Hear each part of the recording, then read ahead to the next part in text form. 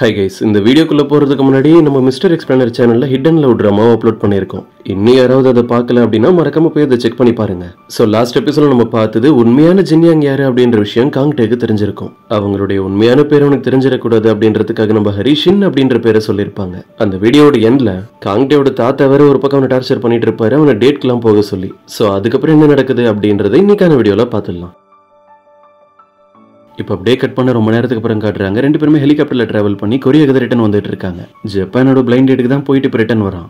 இப்போ நம்ம செசாங் அவங்க கிட்ட கேட்கறான், இது வரைக்கும் நீங்க 15க்கு மேல பிளைண்ட் டேட் அட்டன் பண்ணிட்டீங்க, உங்களுக்கு யாரையுமே பிடிக்கலையா, எல்லாரையும் ஏன் ரிஜெக்ட் பண்ணிட்டே இருக்கீங்கன்னு கேட்க எனக்கும் தெரியல. இவங்க எல்லாருமே சும்மா என்கிட்ட பேசணும்னு தான் பண்றாங்க. இவங்களெல்லாம் கம்பேர் பண்ணும்போது என்கிட்ட ஃபேக்கா ஜின்யாங் மாதிரி ஒரு பொண்ணு நடிச்சால அவளே பரவாயில்ல. இப்படி அவன் பேசிக்கிட்டு இருக்கும்போது திடீர்னு அவனுடைய நோஸ்ல இருந்து பிளட் வர ஆரம்பிக்குது. அதுக்கப்புறம் ரெண்டு பேருமே அவனுடைய இடத்துக்கு போகும்போது உள்ள ஆல்ரெடி நம்ம காங்டேவுடைய தாத்தா தான் உட்காந்துருக்காரு. உன்னுடைய ஜப்பான் டேட் எப்படி இருந்தது அதை பத்தி நீங்க எதுவுமே சொல்லவே இல்லையே, நீ யாரை மேரேஜ் பண்ண போற, உனக்கு யாரை பிடிச்சிருந்தது அப்படின்ற விஷயத்தை இப்ப நீ சொல்லிதான் ஆகணும்னு சொல்லி அடம் பிடிச்சிட்டு இருக்காரு. என்ன ரொம்ப நாளா மேரேஜே வேணும்னு சொல்லிட்டு இருந்த நீ தான் திடீர்னு ஜின்யாங் மேரேஜ் பண்ற விஷயத்துக்கு சரின்னு சொன்ன. அப்புறம் என்ன பிரச்சனையோ தெரியல, கடைசியில நீயே வேணான்னு சொல்லிட்ட. நீ யாரையாவது மேரேஜ் பண்ற விஷயத்துக்கு சரின்னு சொல்லி ஆகணும், இல்லைன்னா நான் அது வரைக்கும் விடவே மாட்டேன். பேசி முடிச்சுட்டு அவங்ககிட்ட ஒரு பெரிய டைரி எடுத்து தராரு. காங்டே அதை பார்த்ததும் டென்ஷன் ஆகிடுறான். ஏன்னா அடுத்து வரப்போற எல்லா மாசத்துக்கும் எங்கெங்கெல்லாம் பிளைண்ட் டேட்டுக்கு போகணும்னு ஷெட்யூலே போட்டு வச்சிருக்காரு. இவர்கிட்ட இருந்து தப்பிக்கணும்ன்றதுக்காக நம்ம காங்டே என்ன பண்றான், இனிமே இதெல்லாம் தேவைப்படாது, எனக்கு ஒரு பொண்ணு ரொம்ப பிடிச்சிருக்கு, நான் அந்த பொண்ணை ரொம்ப லவ் பண்றேன்னு அவர்கிட்ட போய் சொல்றான். இவன் உண்மையதான் சொல்றானா இல்ல போய் சொல்றானு செக் பண்றதுக்காக அவரும் செசாங்க திரும்பி பாக்குறாரு. காங்டே சொல்றது உண்மைதானா அப்படின்னு. கரெக்டா நம்ம காங்டே அவனுக்கு சிக்னல் தந்ததும் அவனும் ஆமான்னு சொல்லி தலையாட்டிடுறான். காங்டே இப்படி ஒரு விஷயம் இருக்குன்றதை நீ என்கிட்ட முன்னாடியே தைரியமா சொல்லிருக்கலாம்ல, பாருன்னு அவனுக்காக தேவையில்லாம எவ்வளவு பிளைண்ட் டேட் ரெடி பண்ணி வச்சிருக்கான்னு. அது அப்ப நான் உங்ககிட்ட சொல்லலாம் தான் நினைச்சேன். ஆனா அந்த டைம்ல எங்க ரெண்டு பேருக்கு நடுவில் கொஞ்சம் பிரச்சனை போயிட்டு இருந்தது. இப்பதான் அது எல்லாமே சரியாகி இருக்கு. இப்படி எங்க ரெண்டு பேருக்கு நடுவில் இருந்த பிரச்சனை எல்லாத்தையுமே சால்வ் பண்றதுக்கு செசாங் தான் எங்களுக்கு ஹெல்ப் பண்ணான். இதை கேட்டதான் அவ்வளவுதான் தாத்தாக்கு ரொம்ப சந்தோஷமாகிடுது. சரி நீ சீக்கிரம் வந்து என்கிட்ட இதை பத்தி கொஞ்சம் தெளிவா பேசுன்னு சொல்லிட்டு அவர் இங்க இருந்து கிளம்பிடுறாரு. அதுக்கப்புறம் செசாங் வந்து அவங்க கிட்ட கேட்கறான், நீங்க எதுக்கு இவ்வளவு பெரிய பொய்ய சொன்னீங்க, உங்களுக்கு கேர்ள் ஃப்ரெண்ட் யாராவது இருந்தா பரவாயில்ல, அப்படி யாருமே இல்ல, இதுக்கப்புறம் உங்களோட தாத்தா கிட்ட நீங்க என்ன சொல்லி சமாளிக்க போறீங்கன்னு கேட்கறான். இப்போ கொஞ்ச நேரத்துக்கு அப்புறம் காட்டுறாங்க, நம்ம ஹரி ஆபீஸ்ல ரெஸ்ட் ரூம்ல தான் இருக்காங்க. கரெக்டா உங்களுக்கு காங்டே கிட்ட இருந்து கால் வருது. ஷின் ஏதோ ஒரு கம்பெனில ஒர்க் பண்ணிட்டு இருந்ததா சொன்னல, எங்க அதுன்னு கேட்கறான். இவன் எதுக்கு இப்ப இதை பத்தி விசாரிக்கிறான், அவங்களும் பதறி போய் அது ரொம்ப தூரத்துல இருக்குன்னு சமாளிக்கிறாங்க. இன்னைக்கு நான் சொல்ற இடத்துக்கு வா, நான் உங்ககிட்ட கொஞ்சம் முக்கியமா பேச வேண்டியது இருக்குன்னு சொல்லி ஒரு இடத்துக்கு வர சொல்லியிருக்கான். ஆக்சுவலா இவ்வளவு நேரமா நம்ம காங்டே நின்று போன் பேசிட்டு இருக்கான்ல, அங்க பக்கத்துல இருக்க அதே ரெஸ்ட் ரூம்குள்ள தான் ஹரியோ இருக்காங்க. கட் பண்ண நைட் டைம் நம்ம ஹரி அவனை மீட் பண்றதுக்காக அவன் சொல்லியிருக்க அந்த காஃபி ஷாப் தான் போயிட்டு இருக்காங்க. கார்ல கெட்டப்லாம் சேஞ்ச் பண்ணிட்டு அவங்க போயிட்டே இருக்கும்போது அவங்க கிட்ட இருந்து கால் வர வந்துருது. இந்த காஃபி ஷாப்க்கு அடிக்கடி நீ போறதா சொல்லியிருந்தேன், ஆனா எனக்கு என்னமோ அப்படி தெரியல, இங்க கொஞ்சம் டிஃப்ரெண்டா இருக்கு. அதெல்லாம் ஒன்றும் கிடையாது, நான் இதே காஃபி ஷாப்க்கு தான் எப்போ வருவேன். ஹரி போய் அவனை மீட் பண்ணதுமே அவனு திருன்னு முடிச்சிட்டு கேள்வி கேட்கறான், நீ இந்த ரெஸ்டாரண்ட்டுக்கு அடிக்கடி வருவியா, நான் எது கேட்டிருந்தேன்னா இந்த இடத்துல நிறைய குழந்தைங்களா இருக்காங்க. காங்டே எப்படி பேசிக்கிட்டு இருக்கும் போதே ஒரு சின்ன பையன் நேரா வந்து ஹரியை பார்த்து அம்மான்னு சொல்லிட்டு இருக்கான். இதை பார்த்ததே உனக்கு ஒரு செகண்ட் ஷாக்கு. அப்போ ஷின்க்கு மேரேஜ் எல்லாம் ஆகிடுச்சா, இதை பத்தி நம்ம கிட்ட சொல்லவே இல்லையேன்னு. இப்படி ஓவரா ஷாக் ஆகிறதுக்கு முன்னாடி அந்த பையனோட உண்மையான அம்மாவே இந்த இடத்துக்கு வந்துடுறாங்க. இது எப்படிப்பட்ட ரெஸ்டாரண்ட்னா பேரண்ட்ஸ்லாம் அவங்களுடைய குழந்தைங்களை கூப்பிட்டு வந்தா அவங்க எல்லாருமே ஒன்னா விளையாடுற மாதிரி ஃபன் ஹவுஸ் அது இது நிறைய இந்த இடத்துல இருக்கு. நார்மலா பேசிட்டு இருந்த காங்டே திடீர்னு ஹரியை பார்த்து நம்ம கிட்ட ஒரு முக்கியமான விஷயம் சொல்லணும். அது என்னன்னா நம்ம ரெண்டு பேரும் டேட் பண்ண போறோம். இவன் இப்படி பேசுறது கேட்டது பயந்து போய் நம்ம ஹரி, நீங்க என்ன சொல்ல வரீங்க, ஒருவேளை நீங்க ஃபர்ஸ்ட் டைம் பார்த்ததுமே இம்ப்ரெஸ் ஆகிட்டீங்களா என்ன? அவங்க ரொம்ப அழகா இருக்கிறத நினைச்சிட்டு எழுந்து நின்று நம்ம காங்டேவை திட்டிட்டு இருக்காங்க. அவனோட நிலைமை எக்ஸ்பிளைன் பண்ண ட்ரை பண்றான், அவன் கேட்கற மாதிரியே இல்ல. நான் ஒன்னும் ஒன்ன பார்த்து இம்ப்ரெஸ் ஆகல, நம்ம உண்மையா டேட் எல்லாம் பண்ண வேணாம், ஆனா நம்ம ரெண்டு பேருக்கு ஒருத்தர் பிடிச்சிருக்கு, நம்ம இப்போ டேட் பண்ணிட்டு இருக்கோம் அப்படின்ற மாதிரி நடிக்கணும். இதெல்லாம் என்னால முடியாதுன்னு சொல்லி அவங்க எழுந்து போயிடுறாங்க. காங்டேவும் பின்னாடி போய் அவங்க கிட்ட ரெக்வஸ்ட் பண்ணி கேட்டுட்டு இருக்கான், இவ்வளவு நாள் அவங்க முன்னாடி ஆக்ட் பண்ணது மட்டும் ரொம்ப தப்பு அப்படின்ற மாதிரி பேசிட்டு இருந்தீங்க, இப்ப நீங்களே திரும்ப வந்து மறுபடியும் ஆக்ட் தானே பண்ண சொல்றீங்க. ஷின் என்ன சொல்ல வரேன்னு தயவு செஞ்சு புரிஞ்சுக்கோ, இது நீ எனக்காக பண்ற ஒரு நல்ல விஷயம். அது மட்டும் இல்லாம உன்னோட ஆக்டிங் ஸ்கில்ஸ் எல்லாம் உண்மையாவே வேற லெவல்ல இருக்கு. உன்னோட ஃபேமிலியை நீ பாத்துக்கணும், உனக்கு பணம் தேவைப்படுது அப்படின்றது எனக்கும் தெரியும். நீ முன்னாடி ஆக்ட் பண்ணதுக்கு அந்த ஜின்யாங் உனக்கு எவ்வளவு பணத்தை தந்திருந்தாங்களோ அதை விட டபுள் நான் உனக்கு தரேன். இவ்வளவு நேரம் வேணான்னு பேசிட்டு இருந்த நம்ம ஹரியும் அப்படியே கணக்கு போட்டு பார்த்துட்டு இருக்காங்க.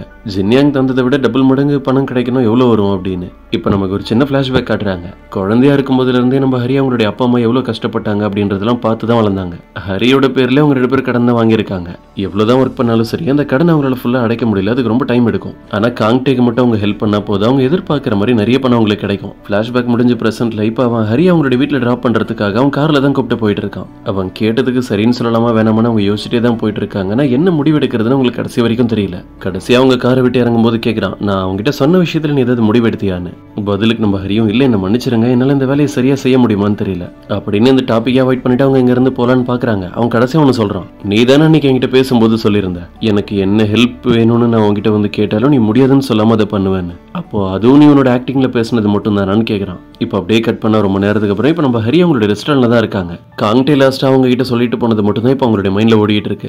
நான் அவனுக்கு எப்போ தேவைப்பட்டாலும் ஹெல்ப் பண்ணுவேன்னு உண்மையை தான் சொல்லியிருந்தேன். இப்போ நான் மறுபடியும் ரிஸ்க் எடுத்து அவனுக்கு ஹெல்ப் பண்ணலாமான்னு அவங்க யோசிச்சுட்டு இருக்கும்போதே டிவியில் அந்த ட்ராமா ஓடிட்டு இருக்கு. அதான் காங்டேயோட தாத்தா ரொம்ப இன்ட்ரெஸ்டாக ஒரு ட்ராமா பார்ப்பார்ல. இந்த ட்ராமாவில் ஹீரோயினோட பேர் ஷின். இது அப்படியே நம்ம ஹரியோட லைஃப்ல மேட்ச் ஆகும். இங்க டிவியில் அந்த ட்ராமா தான் ஓடிட்டு இருக்கு.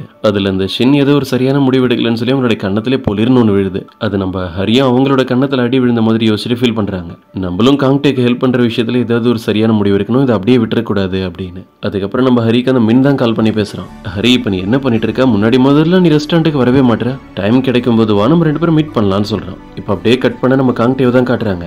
இவன் சத்தம் போடாம வீட்டுக்குள்ள எப்படியாவது என்டர் ஆகிடலான்னு பார்த்தா அங்கதான் உட்காந்து தாத்தா டிராமா பார்த்துக்கிட்டு இருக்காரு. அவன் வரான்னு தெரிஞ்சதுமே நேரம் அவங்க கிட்ட போய் நீ உன்னோட லவ்வர் கிட்ட மேரேஜ் டாபிக் பத்தி பேசிட்டியா இல்லையான்னு கேட்கிறாரு. தாத்தா, நானே அந்த பொண்ணை நேரில் உங்களுக்கு இன்ட்ரோ பண்ணி வைக்கிறேன், கொஞ்ச நாள் மட்டும் வெயிட் பண்ணுங்கன்னு சொல்லிட்டு உள்ள போயிடுறான். இப்போ நம்ம ஹரி அவங்களோட வீட்டில் லேப்டாப்ல உட்காந்து ஒர்க் பண்ணிட்டு இருக்கிறதா காட்டுறாங்க. காங்டே கிட்ட இருந்து தான் கால் வந்திருக்கு. நான் உனக்காக கீழே வெயிட் பண்ணிட்டு இருக்கேன், அவங்ககிட்ட கொஞ்சம் பேசணும் அப்படின்னு.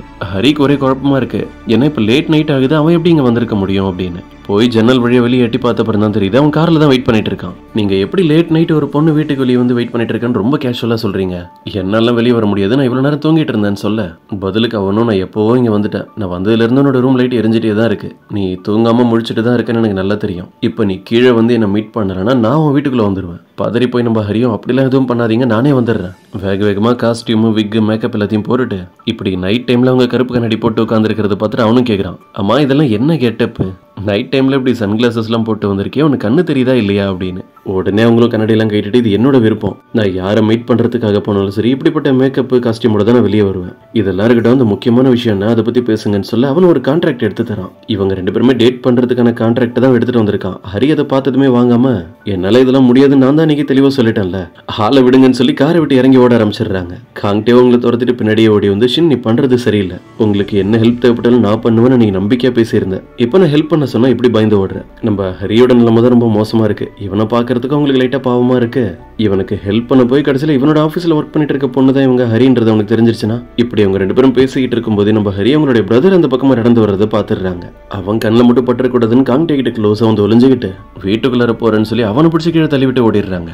அப்படியே இவங்களும் ரிட்டர்ன் திரும்ப வந்து ஹீரோ மாதிரி அவனை காப்பாத்தலான்னு சொல்லி அவனோட கையை பிடிக்கிறாங்க. கடைசியில அவன் வெயிட் தாங்க முடியாம அவன் கூட சேர்ந்து அவன் மேலேயே விழுந்துடுறாங்க.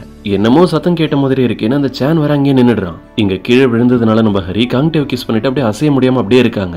இப்படி நடந்ததுக்காக அவங்க கிட்ட சாரியும் சொல்லிட்டு சேன் போயிட்டானு எட்டி பாக்குறாங்க. அவன் அங்கேயே தான் நின்னுட்டு இருக்கான். அவனுக்கு பயந்து போய் அவங்க பதுங்குற மாதிரி கீழே போனதும் காங்டேவோட தலையில இடிச்சிடுறாங்க. பலமா அடிப்பட்டதுனால அவனுக்கு லைட்டா மயக்கமே வந்துருது. இவ்வளவு பிரச்சனைங்க நடந்து முடிஞ்ச அப்புறம் அந்த சேன் அவனுடைய அப்பா வந்திருக்காருன்னு சொல்லி வீட்டுக்குள்ள போயிடுறான். காங்டேக்கு என்ன ஹெல்ப் பண்றதுன்னு நம்ம ஹரிக்கு தெரியல. அவன் வெயிட்டா இருக்கான், அதனால அவனை தூக்கவும் முடியாது. இப்ப அப்படியே கட் பண்ண நெக்ஸ்ட் டே மார்னிங் அவன் எடுத்துட்டு வந்த அந்த கான்ட்ராக்ட் பேப்பர் தான் முன்னாடி உட்காந்து இப்ப நம்ம ஹரி படிச்சுட்டு இருக்காங்க. நேத்து காங்டேவோட தலையில அடிப்பட்டது அவனுக்கு இன்னும் வலிக்குது போல இருக்கு. அதுல கை வச்சுட்டு அவங்க தான் முறைச்சு பார்த்துட்டு உட்காந்துருக்கான். அந்த கான்ட்ராக்ட்ல இருக்க ரூல்ஸ் அண்ட் ரெகுலேஷன்ஸ் எல்லாம் படிச்சு பாக்குற நம்ம ஹரிக்கு ஒரே பதட்டமா இருக்கு. ஏன்னா அவங்க டேட் பண்ற மாதிரி நடிக்கிறாங்கல்ல, இந்த விஷயத்துல எந்த ஒரு மிஸ்டேக்கும் யாரும் பண்ணக்கூடாது. அப்படி ஏதாவது மிஸ்டேக் நடந்தா அவங்க அதிகமான பணத்தை திரும்ப தர வேண்டியது இருக்கும். இப்படி அவங்க 2 பேரும் உட்காந்து பேசிக்கிட்டு இருக்கிறதெல்லாம் பக்கத்துல நின்று செசவங்க பார்த்துட்டு தான் இருக்கா. அவனுக்கு எல்லா விஷயமும் தெரியும். நீ எனக்கு ஹெல்ப் பண்ணி தான் ஆகணும்னு அவங்களை எப்படியோ கம்பல் பண்ணி அந்த கான்ட்ராக்ட்லயும் சைன் பண்ண வச்சிடறான். இதெல்லாம் சரியா நடந்து முடிஞ்சதுக்கு அப்புறம் நம்ம ஹரியை கூப்பிட்டு ஒரு மீட்டிங் ரூம்குள்ள போய் உட்கார வச்சு கிளாஸ் நடத்திட்டு இருக்காங்க. காங்டே அப்புறம் அவனுடைய தாத்தா அவங்க 2 பேரோட இன்ஃபர்மேஷன்ஸ்லாம் என்னென்ன அப்படின்றதெல்லாம் செசங் தான் உங்களுக்கு எக்ஸ்பிளைன் பண்ணிட்டு இருக்கான். காங்டே எங்க பிறந்தா, அவனுடைய டேட் ஆஃப் பர்த், அவனுடைய பிளட் குரூப், அவன் சின்ன வயசுல நல்லா படிக்கிற ஒரு பெஸ்டான ஸ்டூடெண்டா இருந்திருக்கான். அவங்க இந்த அளவுக்கு ஆச்சரியமா பாக்குறத பார்த்துட்டு அவனுக்கே ரொம்ப பெருமையா இருக்கு. ஆமா, நான் எல்லா விஷயத்திலுமே ரொம்ப பெஸ்ட் தான். என்கிட்ட இருக்கிற நெகட்டிவான விஷயம் கூட அதுதான். நான் எல்லா விஷயத்திலுமே பெஸ்டா இருக்கணும்னு ஆசைப்படுவேன், ஆவரேஜா இருக்கிறதுல எனக்கு பிடிக்காது. காங்டேயோட தாத்தா மீட் பண்ணி பேசும்போது ஹரியோட ஃபேமிலியில இருக்கிறவங்க என்ன பண்றாங்கன்னு கேட்டா மாத்தி போய் சொல்லியிருக்கான். அவங்களுடைய அப்பா ஒரு டாக்டர், அவங்களோட அம்மா லாயர்னு இந்த மாதிரி. நீங்க இப்படிலாம் காங்டேயோட தாத்தா கிட்ட சொன்னா மட்டும் தான் நீங்க 2 பேரும் டேட் பண்ற விஷயத்துக்கு அவர் எந்த தடையும் சொல்லாம இருப்பாரு. நம்ம ஹரிக்கே தோணுது இது ரொம்ப ஓவரா போற மாதிரி இருக்கு. ஒரு வேலை என்னோட ஃபேமிலி ஒரு சின்ன சிக்கன் ரெஸ்டாரண்ட் தான் நடத்திட்டு இருக்காங்கன்றது அவருக்கு தெரிஞ்சிருச்சுன்னா, இருந்தாலும் அவங்களுக்கு ஒரு வழி இல்ல, கான்ட்ராக்ட்ல சைன் பண்ணிட்டாங்க, அதனால பண்ணி தான் ஆகணும். அதுக்கப்புறம் ட்ரெயின்ல டிராவல் பண்ணும்போதும் சரி, ஆஃபீஸ்ல அவங்களுடைய ஒர்க்லாம் முடிச்சுட்டு சும்மா இருக்கும்போதும் சரி, காங்டே சின்ன வயசுல இருந்து எங்கெங்கெல்லாம் படிச்சிருக்கான், அவனுடைய பர்சனாலிட்டி எப்படிப்பட்டது, கேரக்டர் எப்படி, இது எல்லாத்தையுமே லிஸ்ட் போட்டு எழுதி வச்சு மனப்பாடம் பண்ணிட்டு இருக்காங்க. ஏன்னா காங்டேயோட தாத்தாவே அவங்க மீட் பண்ணும்போது அவர் ஏதாவது திடீர்னு கேள்வி கேட்டா அவங்க கரெக்டா பதில் சொல்லணும்ல. இப்ப அவங்க ஜின்னியாங்க மீட் பண்ணி பேசுறதுக்காக ஒரு ரெஸ்டாரண்ட்டுக்கு வந்திருக்காங்க. இப்ப கூட கையில அந்த லிஸ்ட் வச்சு படிச்சிட்டு இருக்காங்க. அது மட்டும் இல்லாம டிவில அந்த டிராமா ஒன்னாலே போதும். அந்த ஷின் கேரக்டர் இவங்களோட லைஃப்ல மேட்ச் ஆகிறதுனால அதுக்கு அப்படியே ரியாக்ட் பண்ணிட்டு உட்காந்துருக்காங்க. இப்படி உங்க கையில லிஸ்ட் வச்சு படிச்சுட்டு இருக்கிறதெல்லாம் பாக்குற ஜின்யாங்க்கு ரொம்ப காமெடியா இருக்கு. நீ இந்த வேலையில ரொம்ப இன்ட்ரெஸ்டடா இருக்கன்னு நினைக்கிறேன். அதனாலதான் இப்படி பக்கவா எல்லாத்தையுமே லிஸ்ட் போட்டு தெரிஞ்சுக்கிறேன்னு சொல்ல, விஷயம் தெரியாம பேசாத, நான் அந்த காங்டே கிட்ட ஒரு கான்ட்ராக்ட்ல சைன் பண்ணிருக்கேன். நான் கேர்லெஸ்ஸா நடிச்சு இதுல மட்டும் ஏதாவது மிஸ்டேக் பண்ணிட்டேன்னு வை, அப்புறம் அந்த கான்ட்ராக்ட் படி நான் தான் அவனுக்கு அதிகமான பணத்தை திரும்ப தரணும். என் வாழ்க்கை ஃபுல்லா நான் ஒர்க் பண்ணாலும் சரி, என்னால அவ்வளவு பணத்தெல்லாம் ரெடி பண்ணி தரவே முடியாது. உனக்கு ஒரு விஷயம் தெரியுமா, காங்டேயோட அப்பா அம்மா சின்ன வயசுல இறந்து போயிட்டாங்களான்னு சொல்ல, பதிலுக்கு ஜின்யாங்க ஆமா எனக்கு தெரியும், அவரோட பேரண்ட்ஸ் யாரோ பிளான் பண்ணி சாகடிச்சுட்டு தான் சொல்லுவாங்க. இப்படிதான் நிறைய பேர் சொல்லி நான் கேள்விப்பட்டிருக்கேன். ஆனா இது உண்மையா பொய்யா அப்படின்றது கன்ஃபார்மா தெரியலன்னு ஜின்யாங்க அவங்க கிட்ட சொல்லிட்டு இருக்காங்க. இதெல்லாம் கேள்விப்பட்டதுமே நம்ம ஹரி காங்டேவை நினைச்சு கொஞ்சம் கவலைப்படுறாங்க.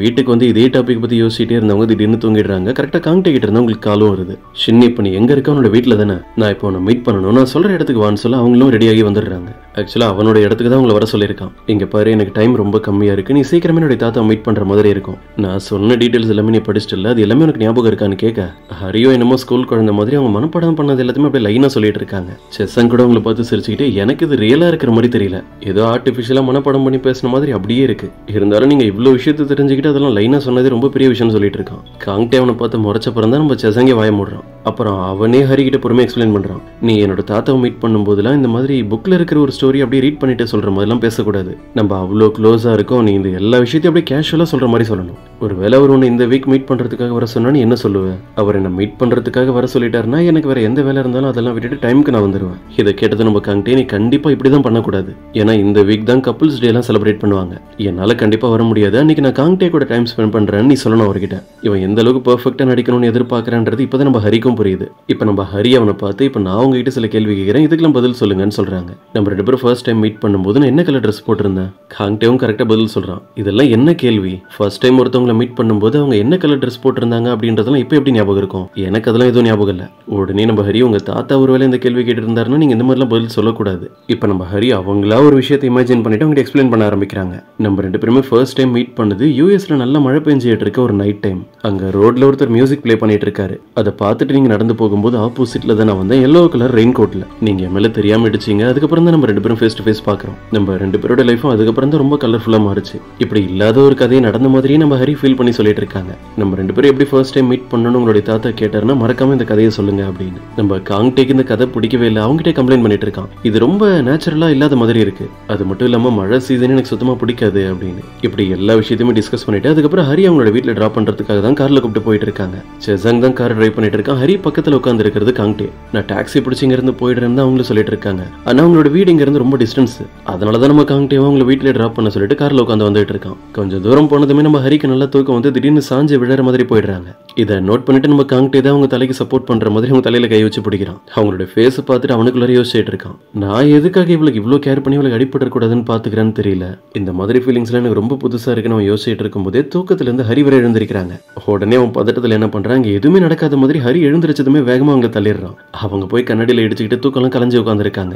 ஏதாவது ஸ்பீட் பிரேக்கர் வந்துதான் என்ன, கார் ஏன் இந்த அளவுக்கு மோசமா டிரைவ் பண்றாங்கன்னு தெரியலையேன்னு. அப்படியே பக்கத்துல திரும்பி பார்த்தா ஒண்ணுமே நடக்காத மாதிரி காங்டே அவனுடைய போனை பார்த்துட்டு உட்காந்துருக்கான். கடைசி அவங்களை வீட்டுல டிராப் பண்ணிட்டு, ஷின் நீ அடுத்த வாரம் ரெடியா இரு, என்னோட தாத்தாவை நீ கண்டிப்பா மீட் பண்ணி பேச வேண்டியது இருக்கும். அவங்களும் சரின்னு சொல்லிட்டு அங்க இருந்து போயிடுறாங்க. அதுக்கப்புறம் நம்ம காங்டே பக்கத்துல இருக்க கண்ணாடி டோரை பாக்குறான். நம்ம ஹரி போட்டிருந்த பாதி மேக்கப் அங்க கண்ணாடியில தான் இருக்கு. இவன் பிடிச்சி வேகமா தள்ளி விட்டான்ல, அதனால அந்த மேக்கப் பாதி அப்படியே கண்ணாடியில ஓட்டி இருக்கு. இதெல்லாம் பார்த்துட்டு நம்ம காங்டேவும் சிரிச்சுட்டு உட்காந்துருக்கான். இப்ப அப்படியே கட் பண்ண நெக்ஸ்ட் டே மார்னிங் ஜின்னி என்கிட்ட அவனோட அப்பா பேசிட்டு இருக்கிறத காட்டுறாங்க. நீ எப்பதான் மேரேஜ் பண்ண போற, பிளைண்ட் டேட்டுக்கு போன கஷ்டப்பட்டு உனக்காக ஏதாவது சொன்னாலும் நீ அதை கேட்க மாட்டேற அப்படின்னு அவர் பேச ஆரம்பிக்கும் போது நம்ம ஜின்னியாங்க அவங்க என்ன யோசிக்கிறாங்கன்றத தெளிவா சொல்லிடுறாங்க. நீங்களும் அம்மாவும் டிவோர்ஸ் பண்ணி பிரிஞ்சதுக்கான காரணம் என்ன தெரியுமா? உங்க ரெண்டு பேருக்கும் செட் ஆகல. ஏன்னா ஆரம்பத்துல இருந்து நீங்க ரெண்டு பேரும் ட்ரூ லவ் பண்ணவே இல்லை. எனக்கு இந்த மாதிரி ஒரு லைஃப் வேணா, கண்டிப்பா எனக்கு பிடிச்ச ஒரு பர்சனை நான் லவ் பண்ணி தான் மேரேஜ் பண்ணுவேன். இந்த டயலாக் கேட்டதுமே அவங்களுடைய அப்பா, அப்ப நீ ஃபர்ஸ்ட் வீட்டை விட்டு வெளியே போன்னு சொல்லிடுறாரு. ஜின்னியாங்கும் சரி நான் போறேன் அதுக்கு என்னன்னு சொல்லிட்டு பக்கம் அவங்களோட திங்ஸ் எல்லாம் பேக் பண்ணிட்டு கெத்த அப்படியே வெளியே நடந்து போயிட்டு இருக்கும் போது நடுவில் வந்து உங்களுடைய அப்பா உங்களை தடுக்கிறாரு. நீ வீட்டை விட்டு போகாதுன்னு சொல்றதுக்காகலாம் நீங்க வரல, என்னோட கிரெடிட் கார்டு டெபிட் கார்டு அதெல்லாம் நீ இதுக்கு எடுத்துட்டு போற, அதுலலாம் செலவு பண்ணிட்டு ஜாலியா இருப்பேன். இந்த பிளான் இருந்ததுனாலதான் ஜின்னியாங்க தைரியமா வீட்டை விட்டு வெளியே போறதா சொல்லியிருப்பாங்க. இதுக்கப்புறம் என்ன பண்ண போறாங்கன்னு தெரியல. அப்படியே சோகமா அந்த கார்டுலாம் உங்களுடைய அப்பா கிட்ட தராங்க. சோ இன்னைக்கான வீடியோ இதோட முடியுது. இது உங்களுக்கு பிடிச்சிருக்கும் நம்புறேன். அப்படி பிடிச்சிருந்தா மறக்காம உங்களுடைய ஃப்ரெண்ட்ஸ்க்கும் ஷேர் பண்ணிடுங்க.